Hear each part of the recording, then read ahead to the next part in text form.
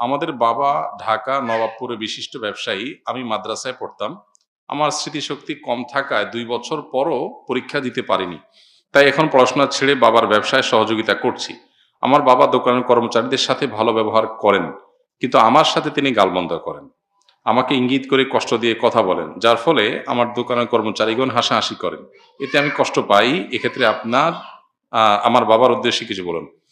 প্রথম কথা হলো যে, বাবা যদি কর্মচারীদেরকে কিছু না বলে সন্তানকে কিছু বলে, তাহলে ধরে নিতে হবে যে সন্তান আপন হওয়ার কারণে তার সংশোধনের জন্য নিজস্ব লোক হিসাবে বলে।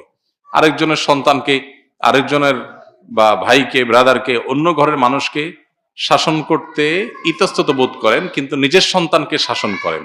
যে অনেক সময় দেখা যায় যে নিজের সন্তানকে বেশি শাসন করা হয়, এটা স্বাভাবিক। যিনি প্রশ্ন করেছেন তাকে বলতে চাই, আপনার বাবা আপনাকে একটু বেশি শাসন করেন, দোকানের অন্য কর্মচারীদেরকে শাসন করেন না। এটা আপনি ঘরের লোক হওয়ার কারণে। কারোর ছেলে বিড়ি খায়, কেউ তাকায়ও না, নিজের ছেলেটা বিড়ি খাইছে দেখলে শাসন করে, এটি তো স্বাভাবিক। বরং তবে আপনি যেটা বলেছেন গালমন্দ করার কথা, সেটা যদি সত্যি আপনার বাবা করেন সেটা অন্যায়।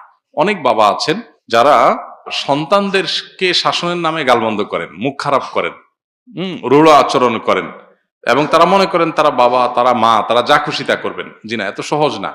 আল্লাহ সুবহানাহু ওয়া তাআলার কাছে আমরা সবাই মুকাল্লাফ, আল্লাহর কাছে আমরা সবাই বান্দা, গোলাম।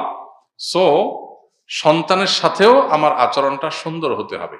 আপনি সন্তানের সাথে যাচ্ছে তা আচরণ করতে পারেন না, শাসনটাও শিখতে হবে। এই যে ভালো প্যারেন্টিং, ভালো অভিভাবকত্ব, এই বিষয়টার সাথে একজন মানুষের ইবাদতের সম্পর্ক সুনিবিড়। অভিভাবক হয়েছেন দেখে সন্তানকে যা খুশি বলে তা বলতে পারেন না। পাশাপাশি বাবাদের, মায়েদের এটাও খেয়াল করা দরকার যে নিজের সন্তানকে শাসন বেশি করবেন সেটা যেমন সত্য, আপনার আচরণ, ভালো আচরণ পাওয়ার হকদার অন্য লোকের চাইতে আপনার পরিবারের লোক আরো বেশি, সেটাও সত্য।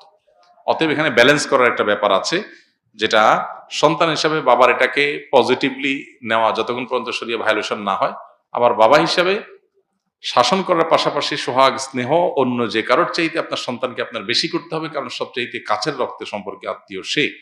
এজন্য বাবাদেরও সেটা খেয়াল করতে হবে, যেটা অনেক সময় আমরা করি না। উভয়কে আল্লাহকে ভয় করে চলতে হবে।